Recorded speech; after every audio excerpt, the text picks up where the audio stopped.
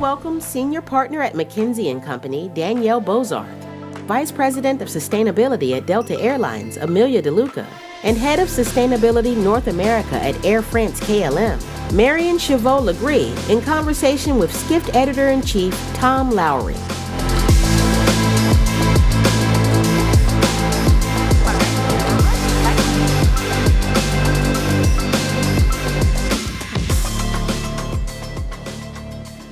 Good morning and welcome back from break. I hope it was good.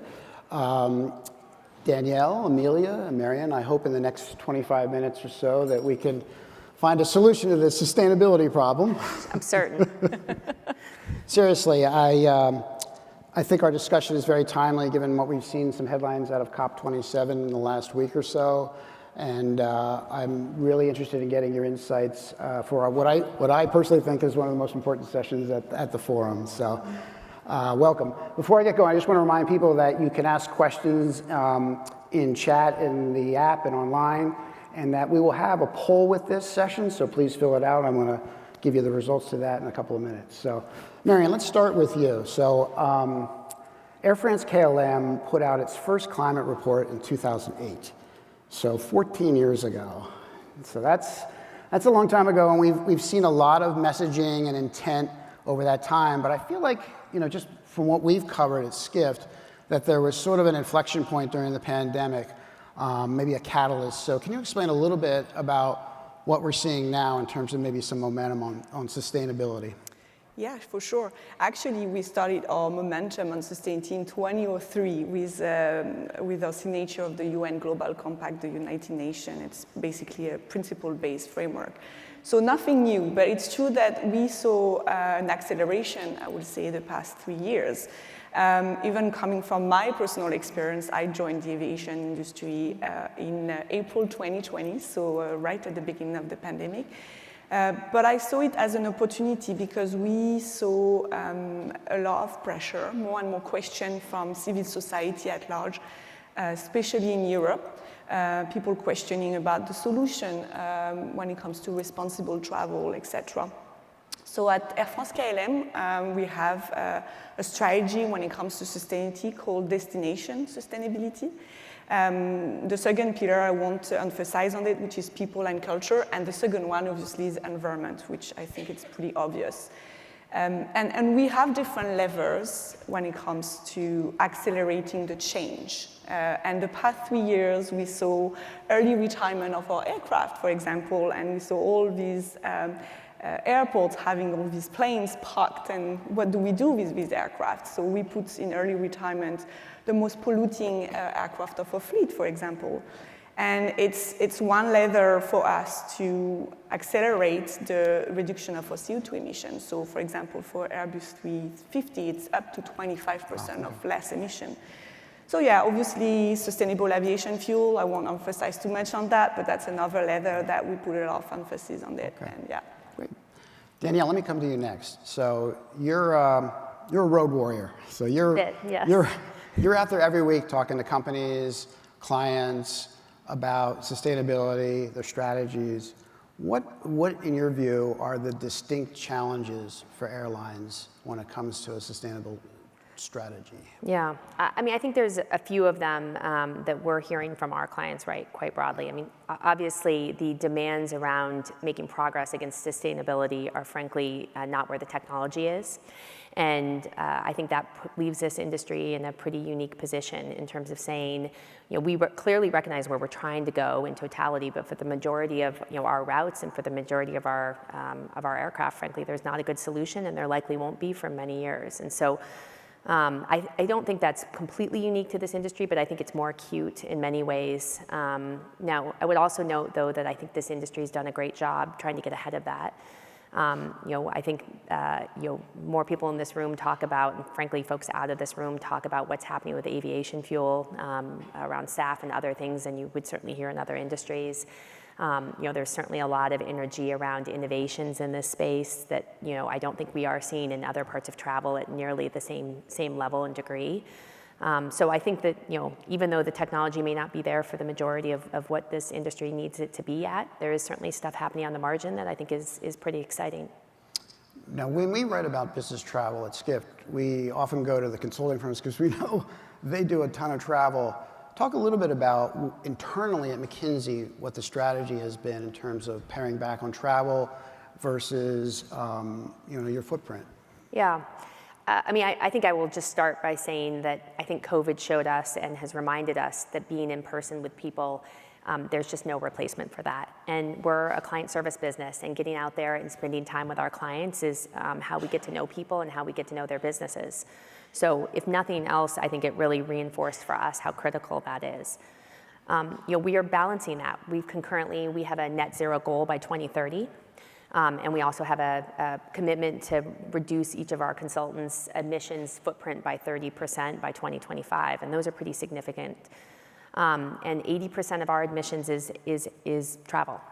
So it's a huge issue for us, and it's creating, as you can imagine, a lot of, I think, very good and productive conversations on how do we balance what is at the very core of our business and what we do with the emissions from the travel that creates.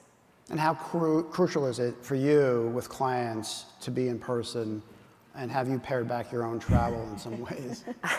I am. Don't answer that. I'm happy to note, I think my travel this year will be the highest it's ever been. Oh my God.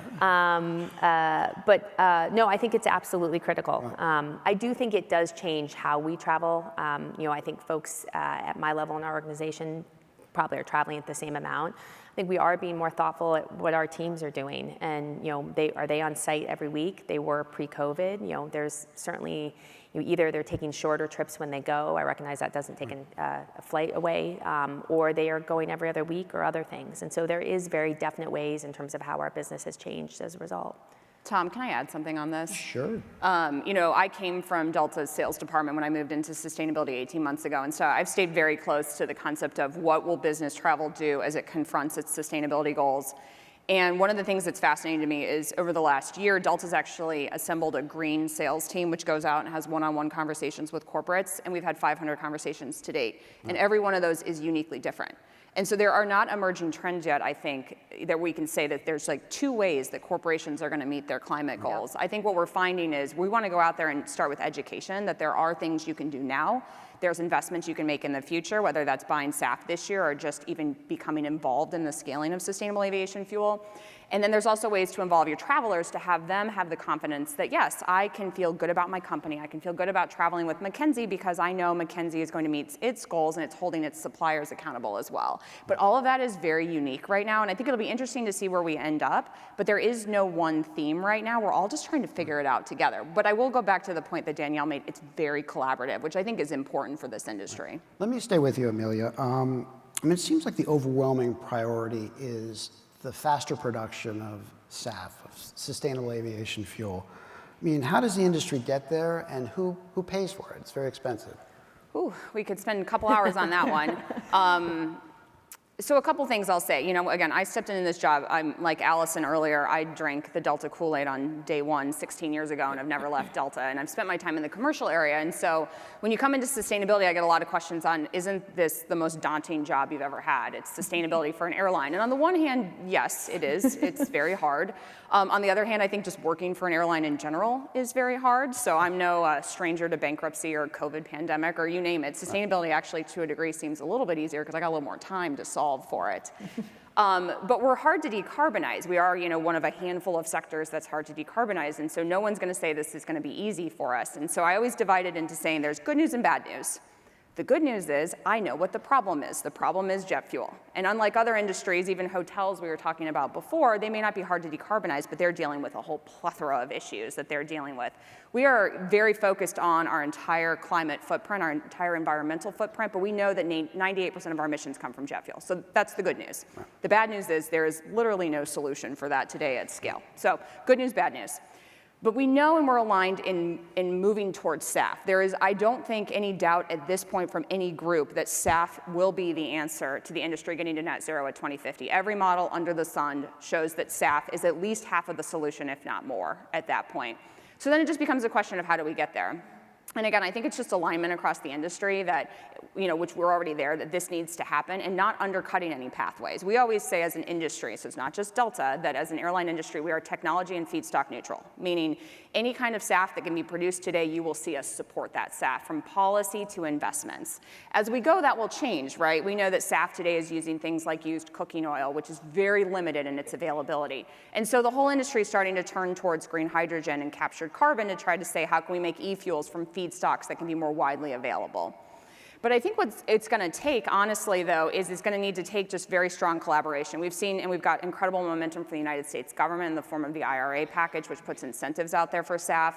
Right. We've seen certain states, California is very advanced in its support of sustainable aviation fuel, and after these recent elections, certain states that have maintained their government structure as at least previously it was, like Minnesota, for example, or in Michigan, we think will continue to bring in incentives for sustainable aviation fuel, which would be a huge support for what we need.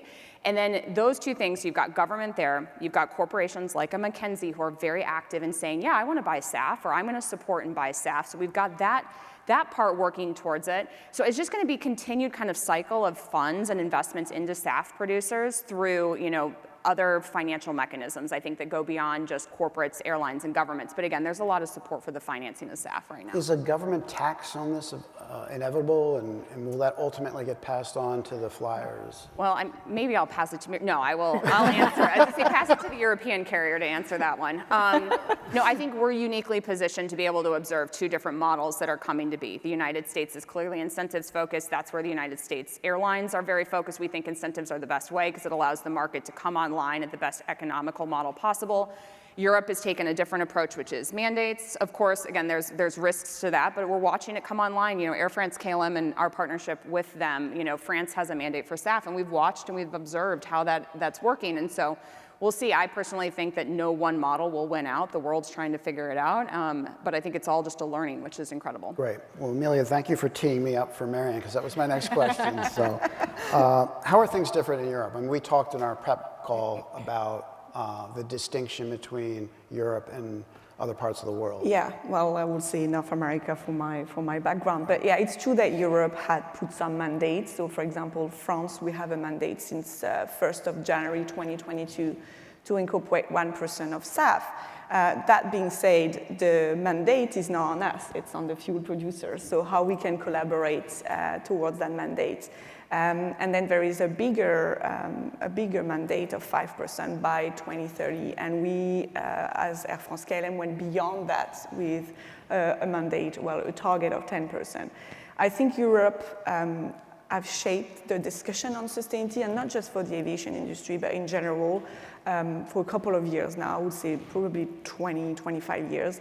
And it comes with some restriction. And we, Air France-KLM, received some support from Dutch and French government during the pandemic. And this was linked to some green commitments, put it that way. So we need to showcase what we're doing to really kind of accelerate the change. So we have no choice, basically, to really show our commitment and to demonstrate that, yes, we accelerate the incorporation of SAF, for example, to accelerate the fleet renewal, to really further embed sustainability within the value chain. And I think this is a very good exercise. And Europe, I've been leading the pack for many years on sustainability. So do you, so several weekends ago, I put a story up on Skift about climate activists at Schiphol in Amsterdam who had stopped the sort of takeoff of some private jets. I mean, how worrisome is the sort of growing climate activist movement, or is it just sort of an aside for airlines? No, well, I think we need to take seriously this feedback. But again, I think it's the question and the awareness on sustainability, and also the solution that are there needs to be a bit more visible. At least we need to be more transparent on that.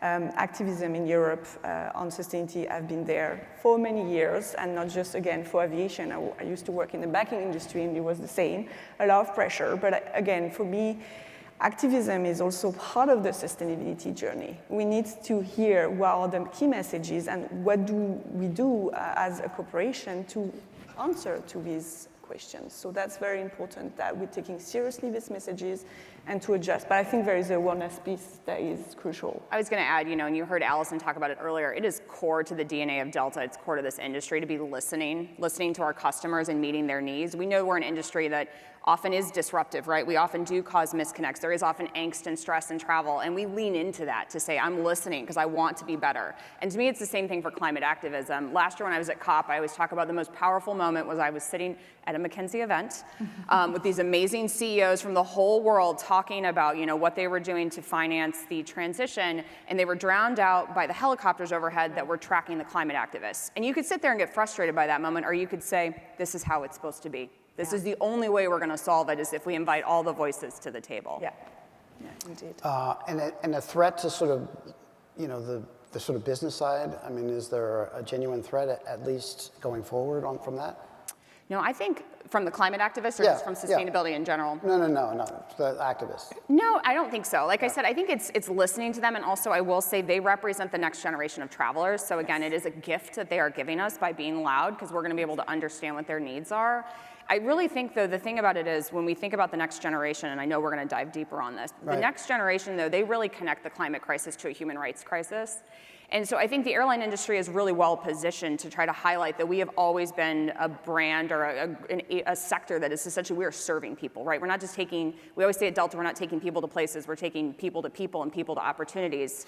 And so to me, if we try to make sure that we have an airline industry that is not only more sustainable in the future, but actually more accessible, and that's going to be managing that green premium very tightly. But I do think we can transform our business. When we start to look at how some of these things, we become more fuel efficient through our fleet, we become more fuel efficient through our operations, while SAF starts to scale and those green premiums come down, it could look really different from the cost structure in the future. And again, who knows when we'll get there, and who knows exactly if it's going to be as smooth as I just laid out there in a chart. But I think we have the ability to actually get to a point where climate activists can really see that, yes, this sector is so powerful in what we do, and we're doing it in a sustainable way. Yeah. So let's pause for a reality check and see what our poll results. Yeah, they disagree with me. Yeah, on they the polls. disagree. So is that, we can have that on the screen? There we go. So are you optimistic about the airline industry's ability to meet its long-term climate goals? 66%, 63% say no, and 37% say yes. So comments? I'll start, but I encourage others to lean in here. I get the skepticism. Modeling suggests it's going to be really hard. Modeling suggests as an industry we're probably not going to get there. I think there are leading airlines that will achieve their goals. I think other countries and carriers will get there as well and make progress, but maybe not at the same speed, right? And that's just a recognition that we're a global industry. There's lots of challenges between now and 2050. Things that make me optimistic, though, I will just mention again, is the alignment across the industry. I think that's pretty incredible. I think the other thing is, but like I mentioned this earlier, by God, we're an industry that can kind of do anything in my mind. Again, look at COVID, right? Who would have thought at this point, I mean, yeah, COVID's given us a real run for our money, but we're still standing. Think about the bankruptcies, think about 9/11, right? This industry has shown that we can get through anything, so I'm confident about that. And then the other thing I'll just mention just from the personal side, and we were talking about this before, but we are all parents of young children. And I think as you start to add in this imperative that's a business imperative or a business opportunity, no matter how you look at it, combined with a lot of people that just care so deeply about this because we see what we're leaving behind for our children, that's what makes me optimistic that we're going to get there. And I welcome others to add. Danielle? I mean, I love the optimism, to be honest. What, 36%? I think it's great. I mean, I think the other thing that we don't anticipate is the speed of technological change. And so I think that is it is very hard for us to sit here, and if we look in other industries, how much we've seen over the past decade, it feels to me like this is another space that, we can't predict how things are going to change over the next 25 years, and there is a tremendous amount of energy and investment into that space as well. What are you hearing from your clients on non-carbon emissions? Well, I think a lot of confusion, to be totally honest. And I think one of the things we discussed at the Skift Global Forum, obviously, if you'll recall, Google was on stage and talked about their change in carbon account or in emissions accounting. I think it's creating, frankly, a lot of confusion in the industry. To think about carbon and then obviously all the other emissions that come along with it. And I think that one of the things that, Can you explain just what we were talking about there in terms of the search? Well, I mean, we were talking about contrails before, and and how do we, I mean, one of the things we were talking about, as I think is a perfect example, and I'll let you choose to share your story or not, but how in essence do you talk about the dynamics around those types of emissions? How do you help people think through the trade-offs between in essence, everything in the emission stack, if you will. Particularly, we're all obsessed on carbon, but there's frankly a lot of other emissions that are coming out of it as well, and we will have more and more awareness of that and better ability to measure that over time. Okay.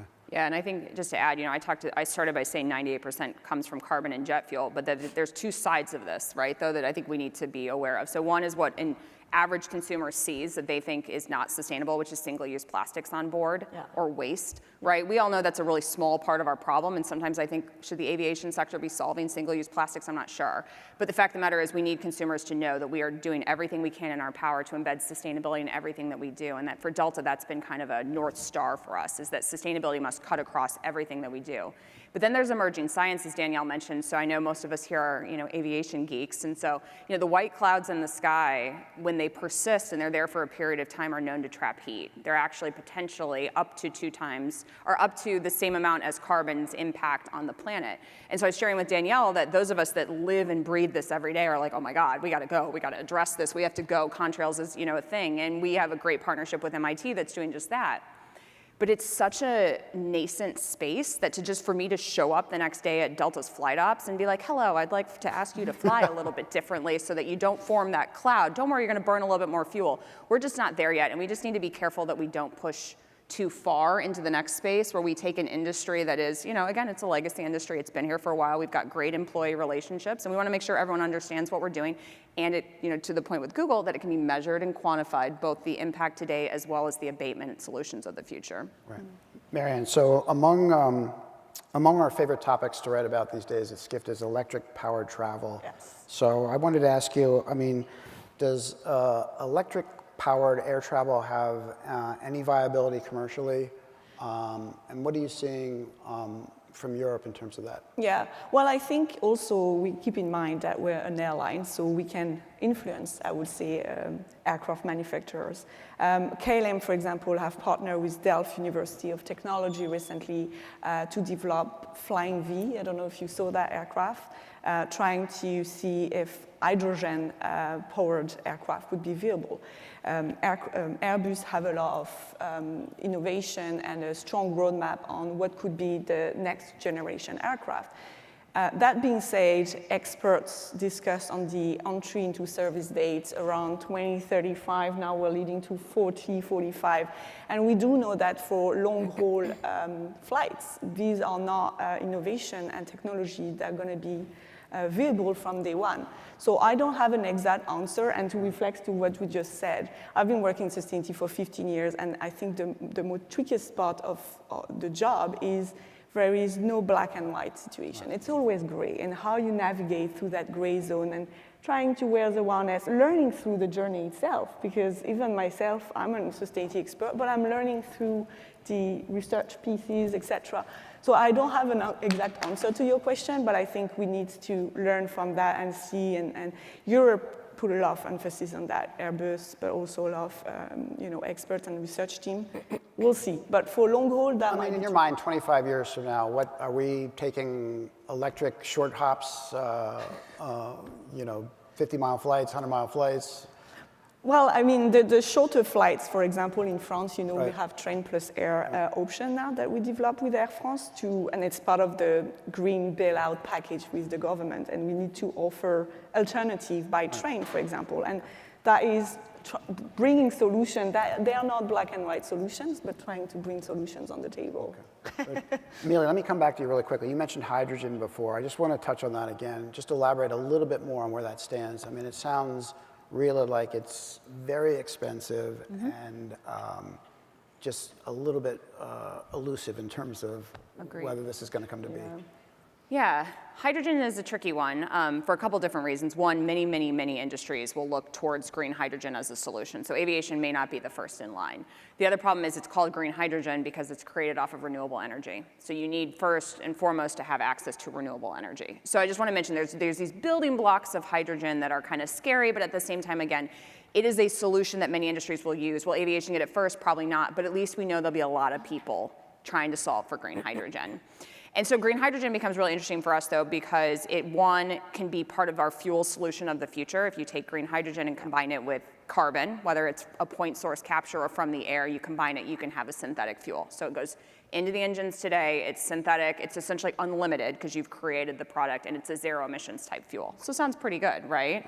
And again, the IRA had provisions for both green hydrogen as well as captured carbon as well as renewable energy. So the amount of inbound calls I have been taking recently from people in the hydrogen space has been fascinating. The second thing, though, and Marion just mentioned it, is Airbus, who is obviously, Delta flies a lot of Airbus planes, we'll just say it that way. We have a relationship with Airbus on their Zero E product, which is right now supposed to be previewed in 2035, which would be hydrogen as a propulsion system in the airplane. Now, will we hit 2035 or not? I do think Airbus is an incredible partner. We're learning a lot through them. We meet with them monthly to essentially talk about how much space is that hydrogen tank going to have to take up, and how does that change the range capabilities. So to your question of which routes are these going to be deployed on, that a lot of that's being studied right now. It will start with regional, there's no doubt about that. I do think, though, in 2050, a solution that's a hydrogen or electric can probably cover most of an airline's regional flying. The question to me is really how quickly can you get a mainline solution? And that is the one that I think all eyes are on that one. Great. Let me just promote the next session after this. There's a much deeper dive into sustainable aviation fuel with my colleague Seth Borko from Skift Research and the folks at Neste. So if you're interested, stick around. It's going to be much deeper. Danielle, so back in September, McKinsey partnered with Skift Research on an outstanding report, if I do say so myself, called Accelerating the Transition to Net Zero Travel. Here's a way that you guys can get it if you haven't seen it yet. Very large code for you, yes. Yep. As part of that, you talked about what is called the say-do gap, which is the idea that consumers support green travel, sustainable travel, but they're not willing to pay for it. Absolutely. How do we close that gap? Well, I think actually by closing the green premium in many ways is, so what we did, I'll step back for a second. We obviously wrote a report together. We, looked at a whole bunch of kind of different elements on the path towards sustainability. And I think to Amelia's point, aviation is actually, it's quite a bit easier than a lot of the other parts in travel, where value chains are frankly much, much more complicated. And there's a much more kind of complicated rubrics of in essence, what not only propulsion, but what you're powering. We spent some time thinking a little bit about how companies should start to think about how they identify and sequence decarbonization initiatives as part of that. There's some frameworks I won't get into that really help companies start to think through that, particularly given that technology, and when technology comes online, is a key part of that.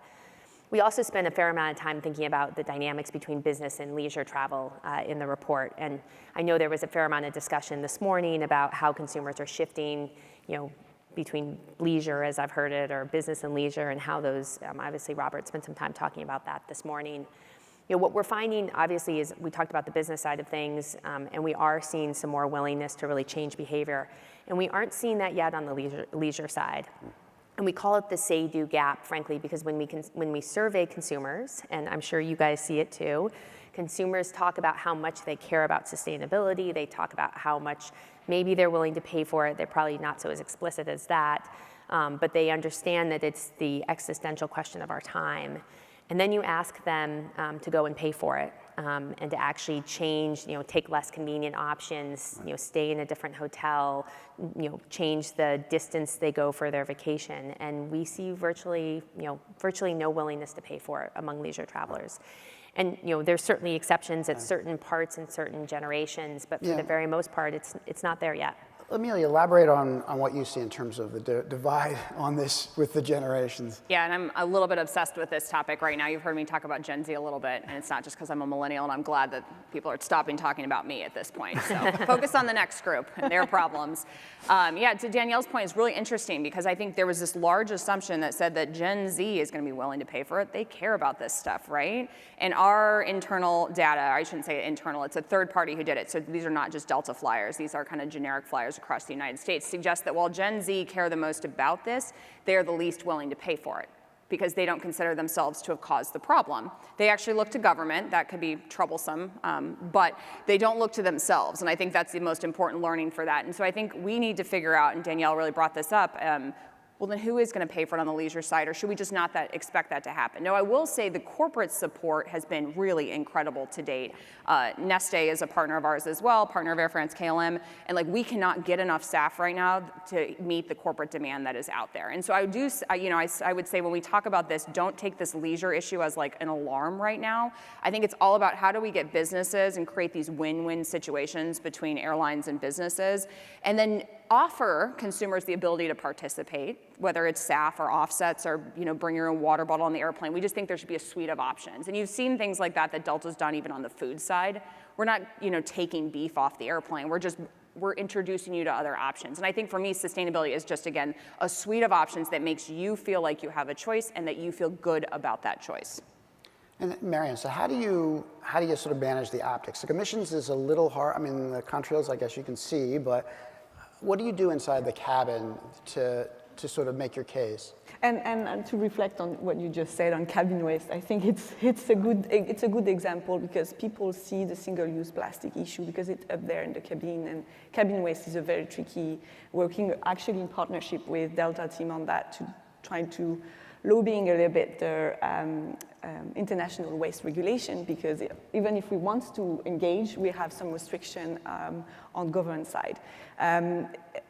Very few topics when it comes to the customer experience, and I was very interested in hearing from Alison earlier from Delta. The customer experience will embed more and more sustainability features when it comes to responsible catering, either on board but also in our lounges, like how we offer these, we offer these options to the customer to be able to pick and choose. Responsible catering, cabin waste, very few things like the menu, trying to reduce paper, etc. But again, is it the biggest challenge? It's because it's visible. Right. It's visible for the passenger, for customers, and we receive a lot of feedback. But when we explain, well, actually there is a bigger issue, and this is the issue. Actually, we have one issue, which is fuel, right, but this is the biggest issue. Then they're willing to, okay, what are the options? And then they tend to reduce the pressure on what's happening inside the cabin. Right. Which I don't know if you realize that as well at Delta, but I thought it was just... Yeah, it was really eye-opening that, Delta had a banner year in 2021 and 2022 in terms of sustainability, right? These just new incredible goals, SAF procurement, we were just everywhere, all these things. The thing that got the most traction was our new amenity kit, which most customers don't even get. And it's an amenity kit where you've got 5 items where we pulled the plastic off of it, and then they were handmade by Mexican artisans. Personally, I love that, though, because it's starting to tell me again what I said earlier, that the climate crisis is very much a human rights crisis. And if we look at it through the lens that it's not just environmental, but it's environmental social underneath sustainability, that's very powerful. And again, I don't think we want to treat it as like a, hey, don't look at that, look at this, but more about, again, just like meet our consumers where they're at, because the main thing is you just need to keep traveling. Don't stop traveling, and that's the most important thing to me. So as we wrap up, I mean, what I'm taking away is we need more education. There's a lot of gray areas, and there needs to be resources and much better infrastructure. Yes. So if we're sitting and having this panel 3 years from now, would any of that change? Who wants to go first? Crickets. Well, I think it's education of who in many ways, right? I do think there is, think about, we weren't talking about this in anywhere the way we are 5 years ago, right? And so I think there has been a tremendous amount of education. I'll let you guys talk about the actual availability, which I think is a harder nut to crack. Yeah, I think you're going to start to really feel traction when sustainable aviation SAF starts to scale. And the numbers, just so you know, last year the U.S. industry used something like 15 million gallons of SAF, and we need to get to 3 billion by the back half of this decade. That's clearly not going to be linear. But there will be an inflection point at some point, we believe around 2025, 2026. So in theory, in 3 years, if that is happening the way it's forecasted to, I think we're going to feel a lot better on like, okay, it's moving finally. Marion, final word? Yeah, further collaboration. I think that will be the line. Oh, great. Thank you so much. Unfortunately, we're out of time, but Danielle, Amelia, Marion, thank you so much. Thank you, Tom. Thank you. Thank you very much.